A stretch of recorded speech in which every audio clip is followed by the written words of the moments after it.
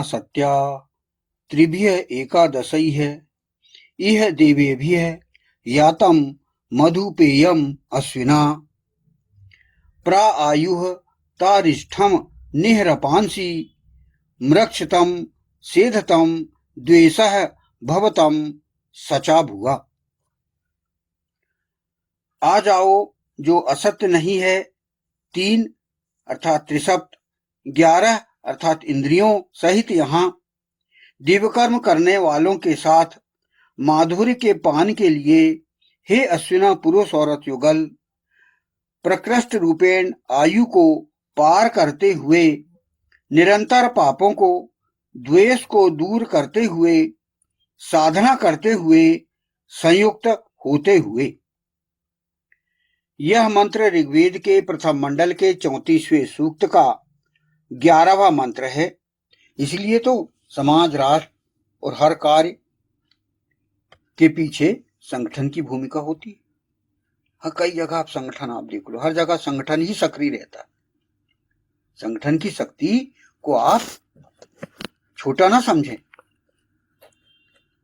तो संगठन की शक्ति क्या होती है? अकेला व्यक्ति बहुत कम काम कर पाता है, लेकिन बहुत से लोग एकत्रित होकर ज्यादा काम कर पाते हैं और अधिक काम हो जाता है।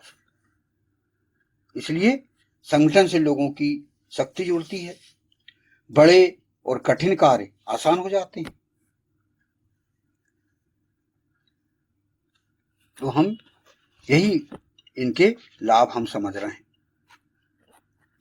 कार्य का विभाजन आप करिए, मतलब संगठन की आवश्यकता हमको क्यों पड़ती है और उसको हम कैसे मैनेज करें, ये हम इसको समझ रहे हैं। सामूहिक शक्ति अति आवश्यक है। फिर कार्य विभाजन करें हम, डिवीजन ऑफ वर्क। हर व्यक्ति सब कुछ नहीं कर सकता, संगठन में काम बांट दिया जाता है। हर व्यक्ति अपनी योग्यता के अनुसार काम करता है, इससे कार्य जल्दी और बेहतर होता है। आप व्यक्ति के योग्यता को समझिए, उसका स्वभाव को समझिए और उसको कार्य सौंपिए, तो वो कार्य जल्दी हो जाएगा। इसलिए ये संगठन का लाभ है। फिर संगठन में हमें सुरक्षा और सहयोग मिलता है, व्यक्ति को सहारा मिलता है, कठिन समय में मदद मिलती है व्यक्ति को, और अकेलापन और असुरक्षा कम होती है। उसको एक संगठन से सुरक्षा मिलती है उसको। फिर अनुशासन और व्यवस्था रहती है इसमें। संगठन से जीवन में नियम आते हैं, समय का सही उपयोग होता है और कार्य व्यवस्थित ढंग से होता है। आप अकेले कार्य अव्यवस्थित ढंग से चलोगे, लेकिन संगठन में आप बाकायदा डिसिप्लिन से रहना पड़ेगा और कार्य जो है जल्दी होंगे और अधिक होंगे। फिर संगठन से विचारों का आदान प्रदान होता है, संगठन से हमें नए विचार मिलते हैं, अलग अलग लोगों से सीखने का अवसर हमें मिलता है, और कोई ऐसी समस्या हमें सामना करना पड़ता है, समस्याएं कोई आती हैं, तो उसका बेहतर समाधान इस संगठन से हमें मिल जाता है। फिर किसी भी लक्ष्य को प्राप्त करने के लिए हमें संगठन सहायता प्रदान करता है। बड़े लक्ष्य अकेले पाना कठिन होता है, तो संगठन मिलकर लक्ष्य को तय करते हैं और सभी मिलकर उसे पूरा करते हैं, तो बड़े लक्ष्य की प्राप्ति हमें होती है। जैसे अब चंद्रमा में पहुंचना है आपको, एक पूरे जो है संगठन चाहिए आपको, बड़ा पूरा। जब तक पूरी टीम ना हो तब तक हम चंद्रमा पे नहीं पहुंच सकते। ये आपको उदाहरण दिया मैंने। फिर समाज और राष्ट्र निर्माण, संगठन से ही समाज मजबूत होता है। आपका जो है समाज और राष्ट्र का निर्माण होता है, और ये संगठन से ही संभव है, क्योंकि परिवार, संस्था, समाज सब ये सब संगठन के रूप में है, और बिना संगठन के विकास संभव नहीं है। तो एकता में शक्ति है हमारे, कुल मिला के सूत्र ये निकलता है कि एकता में ही शक्ति है, क्योंकि व्यक्ति अकेला तो सीमित रहता है और संगठन उसे असीम बना देता है। ये संगठन का महत्व है। तो संगठन इसलिए चाहिए क्योंकि संगठन से शक्ति, सहयोग, सुरक्षा और सफलता ये चारों मिलती है। हमें शक्ति हमारी बढ़ती है संगठन से, हमको संगठन से सहयोग मिलता है, संगठन से सुरक्षा मिलती है हमें, और संगठन से फिर अंत में महान सफलता मिलती है। इसलिए चाहे परिवार संगठित हो, राज्य संगठित हो, राष्ट्र संगठित हो, विश्व संगठित हो, तो वह अच्छे से प्रगति करेगा और बहुत उसे सम्मान मिलेगा। अब अच्छा संगठन बनाने के लिए हम कुछ नियम याद करें कि अच्छा संगठन कैसे बनेगा। यहां संगठन की ही बात की गई है इस अंतिम फुटनोट में, इस मंत्र के। तो इसलिए हम इस संगठन के महत्व को समझ रहे हैं और संगठन चलाने के हम नियम याद कर रहे हैं कि संगठन के क्या नियम होना चाहिए। तो पहला है स्पष्ट लक्ष्य, ये होना चाहिए। क्लियर गोल, बिना लक्ष्य के संगठन भटक जाता है। इसलिए पहले तय करें कि हमें करना क्या है और क्यों करना है। लक्ष्य छोटा हो, स्पष्ट हो और उपयोगी होना चाहिए। तो ये संगठन के नियम बनाए पहले कि लक्ष्य स्पष्ट होना चाहिए। दूसरा, सही नेतृत्व, गुड लीडरशिप। नेता संगठन की दिशा तय करता है, इसलिए हमारा जो है नेता ईमानदार, शांत और निर्णय लेने वाला हो, और जो खुद उदाहरण बने वही सच्चा नेता होता है।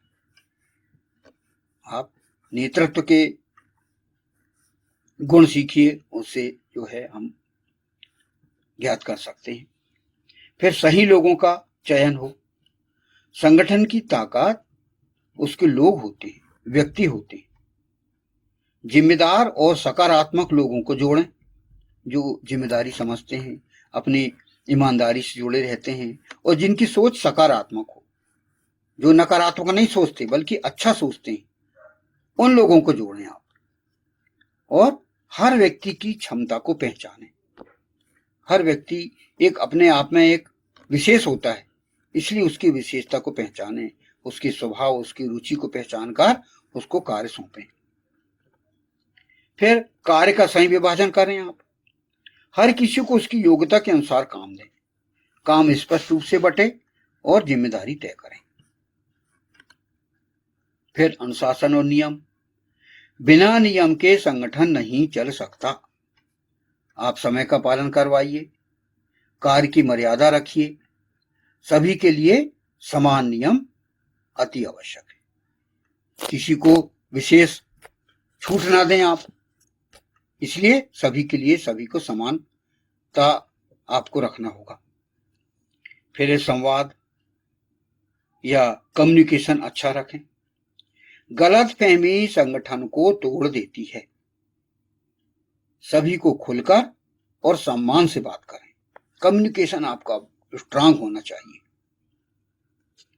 और नियमित मीटिंग रखें और सुझावों को महत्व दें। ये जो है हम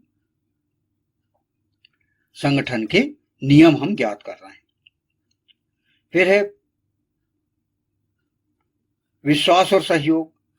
संगठन का आधार विश्वास है। एक दूसरे पर भरोसा रखें और टीम भावना अर्थात टीम स्पिरिट बनाए रखें। ये संगठन के नियम है। फिर प्रेरणा और उत्साह। बिना उत्साह के संगठन कमजोर हो जाता है। अच्छे काम की प्रशंसा करें।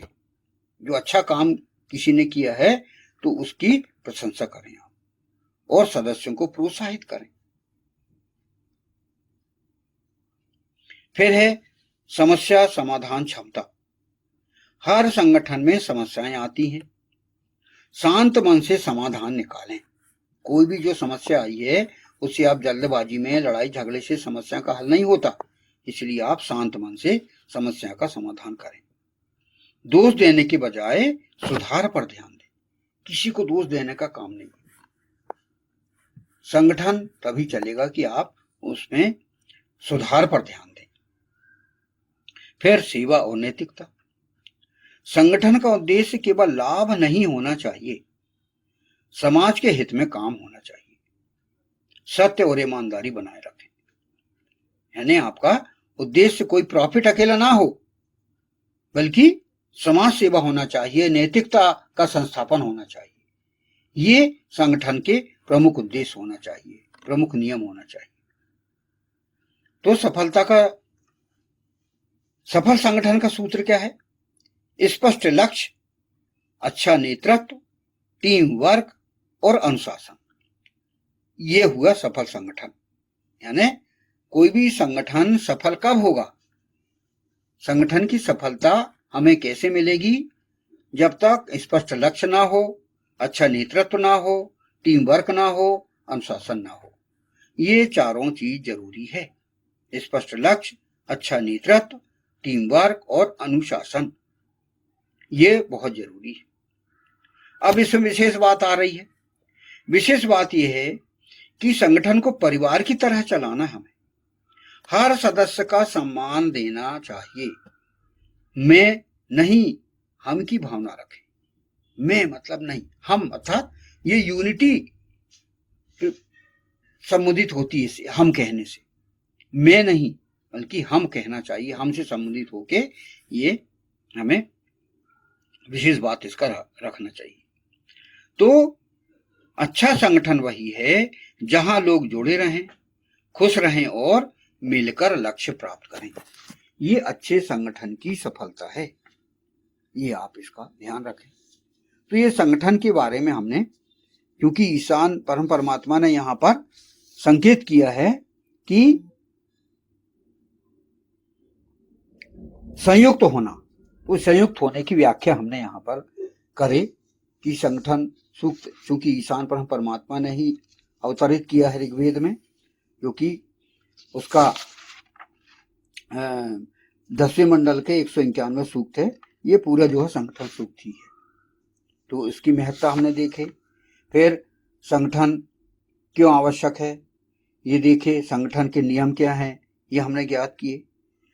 तो संगठन की आवश्यकता, संगठन की सफलता के लिए यह पार्ट हमें विशेष रूप से सुनना चाहिए, समझना चाहिए, और आपको टेस्ट के रूप में भी आपको मिल जाएगा, इससे आप ज्ञात कर सकते हैं। तो इस प्रकार हमारा ये 11वां मंत्र की व्याख्या संपन्न हुई।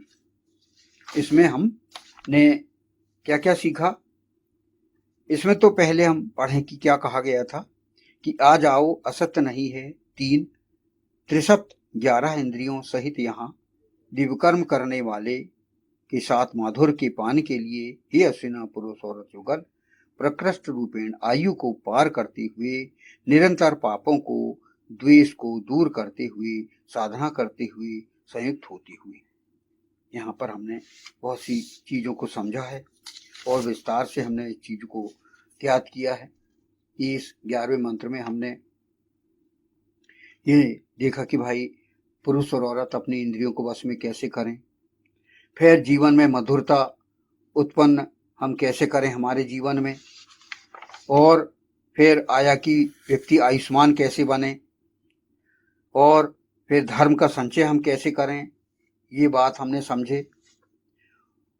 फिर पतंजल योग दर्शन के अंतर्गत साधना पाद का यहाँ पर उदाहरण दिया गया। ईशान ने इस मंत्र में ही कहा था, क्योंकि साधना करके व्यक्ति, इसमें प्रैक्टिकल क्या है, ये प्रैक्टिकल मार्ग है, व्यवहारिक मार्ग है, इसलिए इस मंत्र में आया था। तो जिसकी व्याख्या हमने समझे, और फिर संगठन की आवश्यकता को हमने विस्तार से समझा।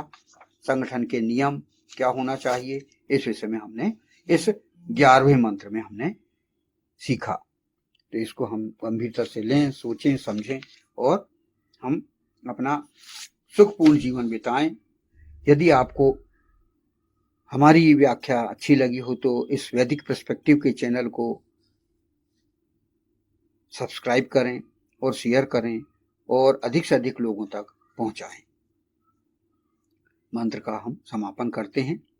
आ जाओ जो असत्य नहीं है, 3 त्रिशत 11 इंद्रियों सहित यहाँ देवकर्म करने वालों के साथ माधुर्य के पान के लिए हे अश्विना पुरुष औरत युगल प्रकृष्ट रूपेण आयु को पार करते हुए निरंतर पापों को द्वेष को दूर करते हुए साधना करते हुए संयुक्त होते हुए ओम आना सत्या त्रिभ्यः एकादशी है इह देवेभ्यः यातम मधुपेयम अश्विना प्राआयुः तारिष्ठम निहरपांसि वृक्षतम सेधतम द्विषः भवतम सचा भुवः। ओम। वैदिक पर्सपेक्टिव के इस YouTube चैनल को सब्सक्राइब करें, वीडियो को लाइक व शेयर करें।